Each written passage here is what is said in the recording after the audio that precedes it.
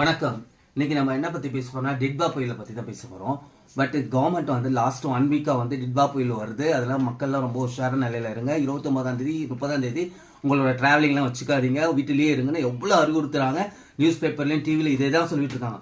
ஆனால் இன்னைக்குன்னு பார்த்தீங்கன்னா 30ஆம் தேதி கூட மக்கள் எல்லாரும் மெரினாக்கு போகலாம், அந்த பீச்சுக்கு போகலாம், இந்த பீச்சுக்கு போகலான்ட்டு குழந்தைங்களோட வேற போகிறோம். நம்ம தனியாக கூட போகல, ஃபேமிலியோட போகிறோம். ஆனால் கவர்மெண்ட் எவ்வளோ எச்சரிக்கை கொடுத்தாலும் நம்ம என்ன பண்ணோம், சில நேரங்களில் சைல்டிஷாக பிஹேவியர் இருக்குது. ஆனால் இதே விஷயத்த குழந்தைங்க பண்ணால் என்ன சொல்கிறோம், இது மதிக்கிறது இல்லை, இது சொன்ன பேச்சு கேட்காதுன்றோம். ஆனால் அதே விஷயத்த குழந்தைங்களும் நம்ம இதுதான் ட்ரெயின் பண்ணுறோம். ஸோ இந்த மாதிரி விஷயங்களை தவிர்க்கலாம். பாவங்க போலீஸ்காரங்க ரொம்ப அவங்களோட இன்புட் எல்லாம் போட்டு எவ்வளோ அழகாக இனிஷியேட்டிவ் எடுத்து மக்கள் வராதிங்கன்னு அவங்களுக்கு எவ்வளோ கத்தி கத்தி சொல்கிறாங்கன்னா நம்ம கேட்குறோமா?